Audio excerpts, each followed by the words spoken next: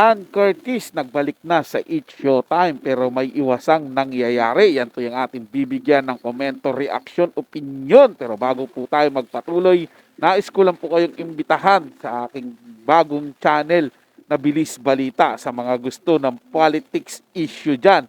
Subscribe na po kayo sa aking bagong channel na Bilis Balita. At sa mga bagong napadaan lang po dito sa ating channel, huwag niyo po sanang kalimutan na mag-subscribe. Hit nyo na rin po notification bell para lagi po kayong updated sa mga bago pang video na ating ilalabas. Share, like, and comment din po kayo mga tagapanood. Ating niyang babasahin at pupusuan. Muli po ako inyong lingkod, Tagapanood TV, at welcome back po dito sa ating YouTube channel at Facebook page. Simulan na po natin ang ating reaction video sa araw na to mga tagapanood. Let's do this!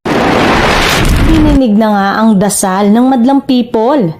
After some time, bumalik na ulit sa pag-host ng It's Showtime si Ann Curtis noong Sabado at kitang-kita ang excitement ng lahat mula sa studio audience hanggang sa mga fans na nanonood online. Pero dahil wala sa episode na yon si Vice Ganda, may mga nang intriga na baka nag-iwasan ng dalawa. Pero ngayong Lunes naman, parehong nasa It's Showtime na sina Vice at Ann, kaya wala nang intriga. Talagang ramdam nga ang energy at chemistry na matagal na na-miss ng mga manonood. Sina Vice at Ann. Nagpakitang gilas nga uli ang tambalang Vice at Ann. Isa sa mga pinaka-highlight ng kanilang pagbabalik ay ang Kaloka-like segment, kung saan hindi na naman nila pinalampas ang pagkakataon na magpatawa. Dinog show nga nila ang isa't isa sa mga contestant at hagalpakan talaga sa studio. Pati netizen na sumusubaybay online hindi napigilan ng tawa. Ang isa pang nakakatuwa ay ang nabasag na rin ang matagal ng chismis na tila may tampuhan daw sa pagitan ng dalawa at nag-iiwasan nga raw. Kitang-kita sa kanilang interaction na walang awkwardness at parang natural pa rin ang kanilang kulitan.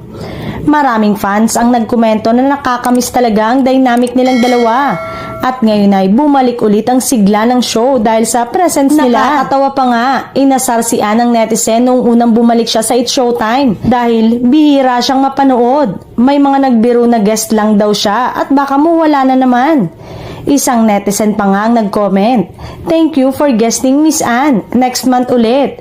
Sa pag-aakalang bigla itong mawawala. Talagang todo ang suporta ng fans sa pagbabalik tambalan ng dalawa. Marami ang nagsabi na ibang level ang saya kapag magkasama sina Vice at Ann sa stage. Parang may dagdag na energy at kilig.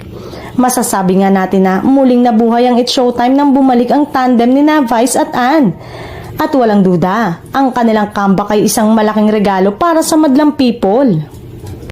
So yun po mga tagapanood, no, confirm na nagbalik po si Ann Curtis sa It's Showtime. Pero hindi lang po natin sigurado dyan kung regular na ba ulit or ano po yung setup nila dyan. Ang mahalaga po mga tagapanood, nakabalik po ulit dyan sa It's Showtime si Ann Curtis. At patungkol naman dun sa issue na parang may tampuhan at something sila Ann at Vice Ganda, well, hindi po natin masusure dyan.